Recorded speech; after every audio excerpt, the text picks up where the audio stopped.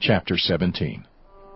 After 6 days, Jesus took with him Peter, James, and John, the brother of James, and led them up a high mountain by themselves. There he was transfigured before them. His face shone like the sun, and his clothes became as white as the light. Just then there appeared before them Moses and Elijah, talking with Jesus. Peter said to Jesus, "Lord, it is good for us to be here. If you wish, I will put up 3 shelters, one for you, one for Moses, and one for Elijah."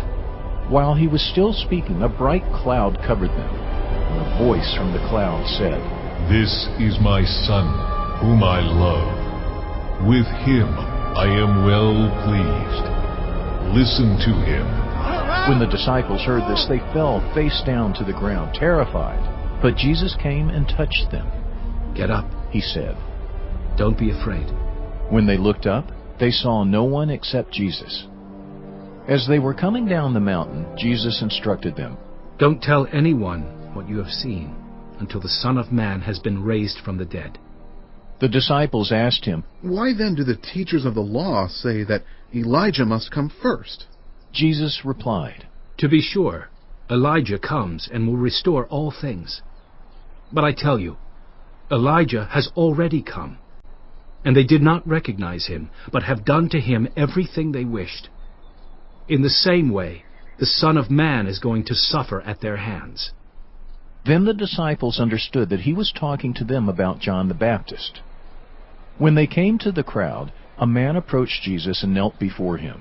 "Lord, have mercy on my son," he said. "He has seizures and is suffering greatly. He often falls into the fire or into the water. I brought him to your disciples, but they could not heal him." "You unbelieving and perverse generation," Jesus replied, "how long shall I stay with you?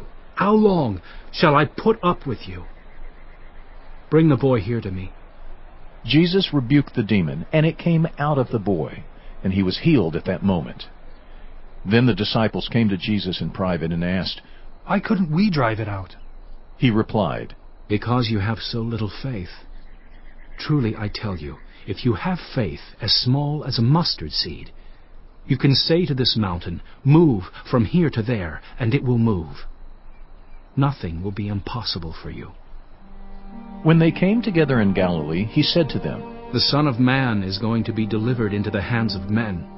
They will kill him, and on the 3rd day he will be raised to life." And the disciples were filled with grief.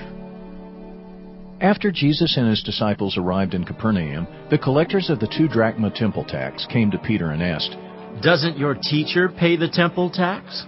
"Yes, he does," he replied. When Peter came into the house, Jesus was the first to speak. "What do you think, Simon?" he asked. "From whom do the kings of the earth collect duty and taxes? From their own children or from others?" "From others," Peter answered. "Then the children are exempt.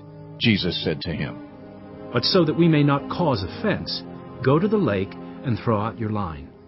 Take the first fish you catch, open its mouth, and you will find a 4 drachma coin. Take it, and give it to them for my tax and yours."